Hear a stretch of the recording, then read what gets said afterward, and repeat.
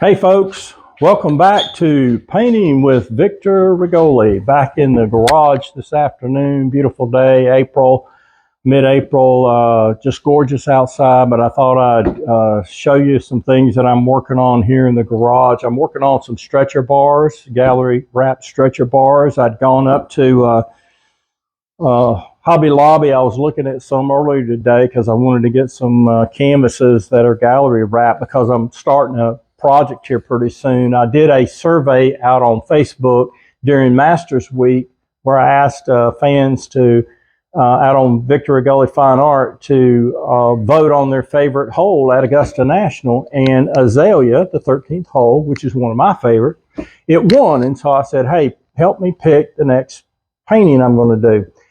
And I got to thinking about it, and I said, I am going to do the 13th hole, but I also thought about, I like 12. I've done 12. But I thought about just doing Amen corner, 11, 12, and 13. And I thought about doing it, the same size, probably more in a landscape layout versus a portrait layout.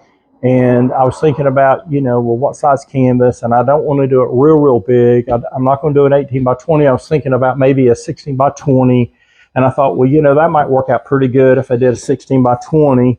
And I've got some, but I think I've got maybe one gallery wrapped 16 by 20. And so I went up to Hobby Lobby and I was looking at their canvases and I saw, they wanted like $11 or $12 for one. And to get three of them, it was looking like, with tax, about $35 here in Middle Georgia. Might be more where you're at, but I got to thinking, I said, I've built my own stretcher bars before. I could probably build those suckers myself and just go buy the materials down at Lowe's. You can get it at Home Depot too. I got my little miter saw. I can cut the angles and that kind of thing. And so I said, hey, that's what I'm going to do. So I picked up some material down there. I went ahead and put all this together for you, but I want to kind of turn this one around a little bit.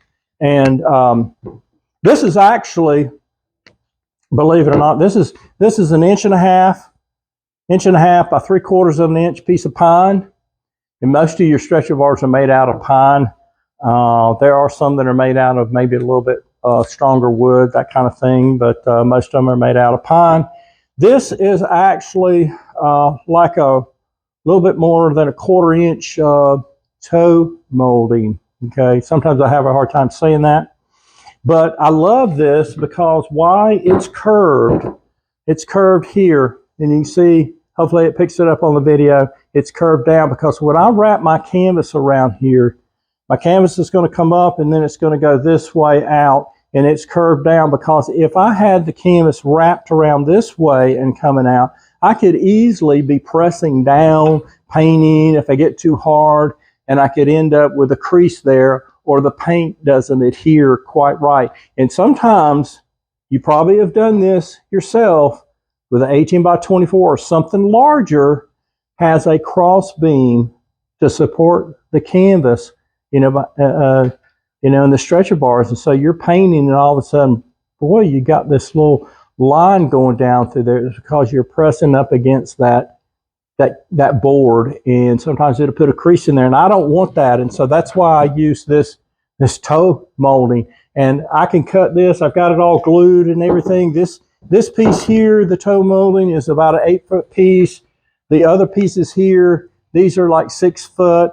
And so, I've already got these assembled and everything. And one of the things I suggest you do, and I did it on the other two and I haven't done it on this one yet, is take some sandpaper. You want to sand all this down because when you glue these together, you want to try to get them as flush as you can.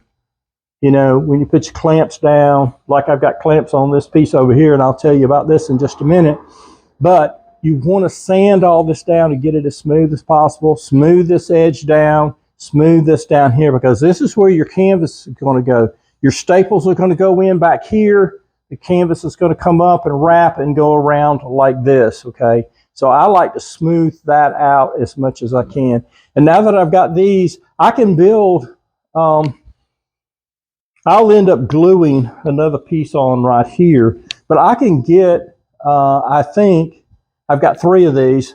made already. I think I can get my 3 16 by 20 gallery wrap canvases, and it's going to come out a lot cheaper per canvas than what I could have bought at the Hobby Lobby, the craft store. Okay, now what I've got over here, and I've got it clamped down, is I've got another piece that's similar, and this total is about, let's just get out the trusty little measuring tape. I always carry measuring tape with me. This is about 1.5 inches wide here, this piece. I've got a piece on the bottom, which is about a little over 1/4 inch wide.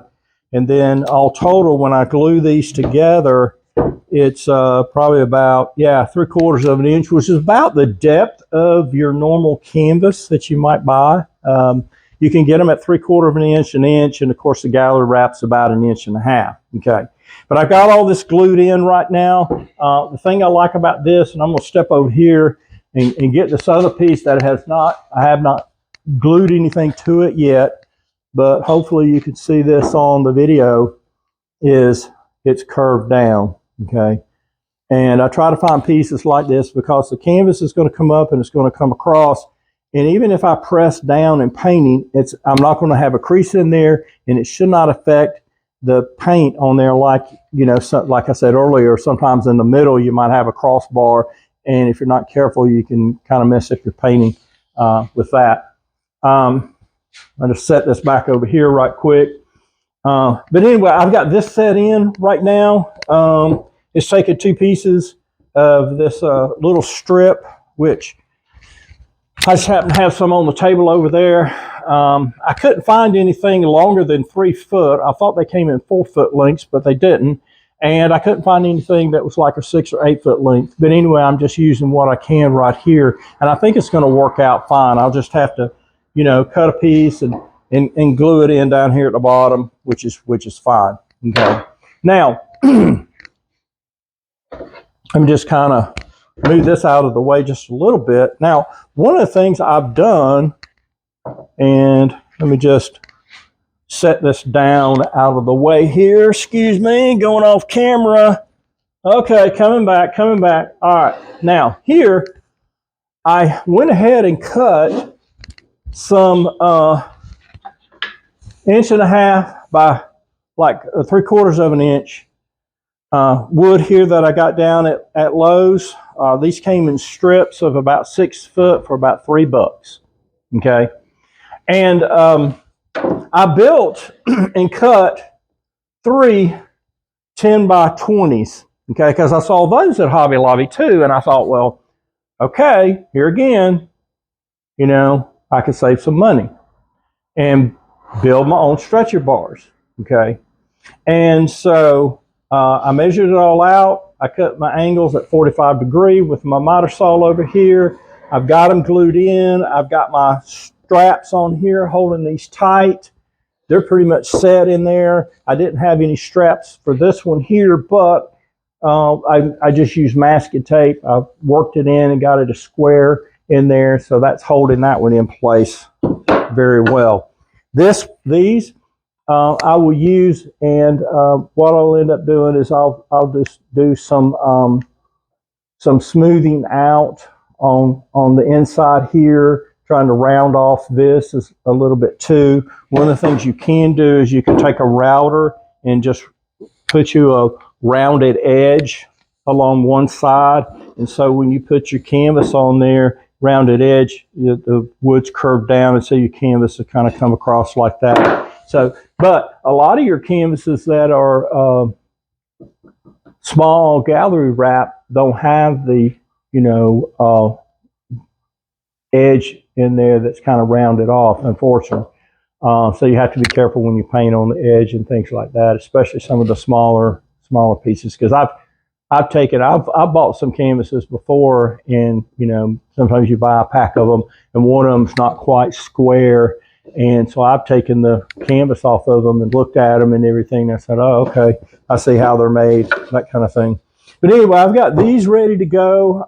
What I'll end up doing is putting some L-shaped nails in here, some small ones, probably 2 in each corner. This strengthens the stretcher bars as well than just the glue. One of the things I'm going to do, and hopefully my wife will get this for me, or I'll just go down to Lowe's and buy it and say she gave it to me for Father's Day, is a little nail gun that I can shoot a little tiny nail into the corners and everything, and that will help strengthen up your corners as well. But anyway, just a quick video today to kind of show you a little bit about what I've got going on here in the garage.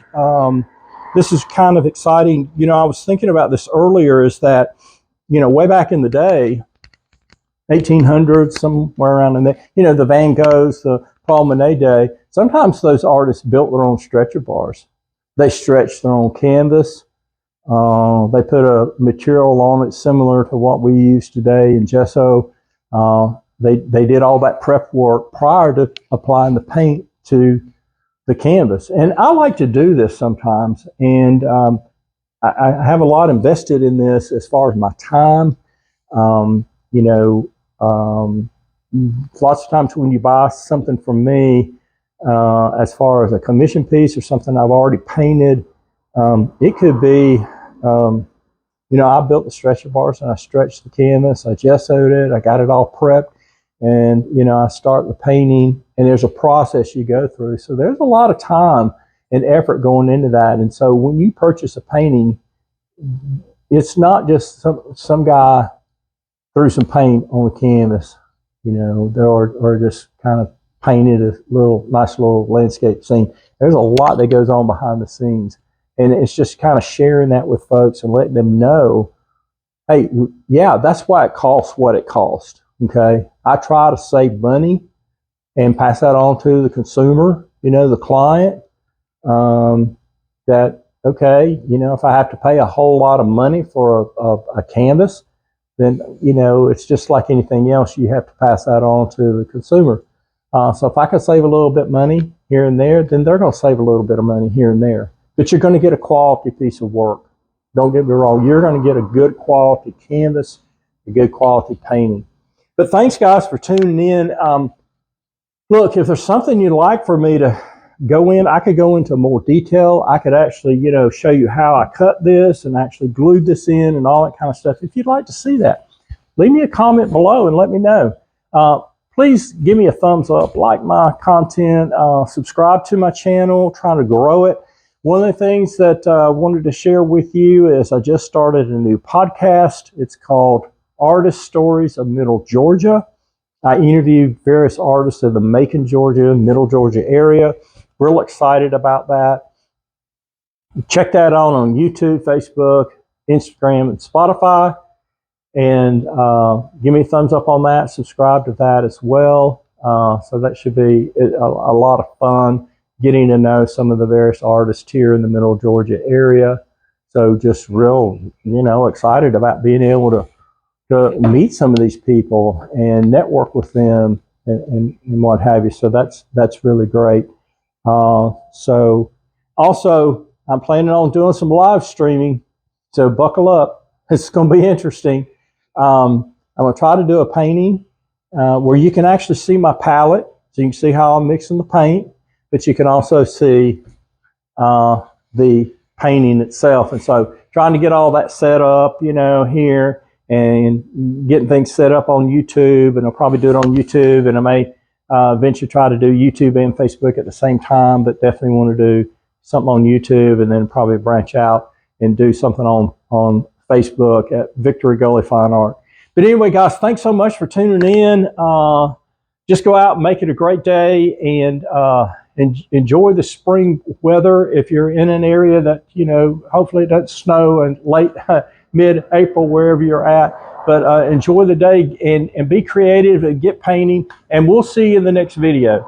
Take care, everybody.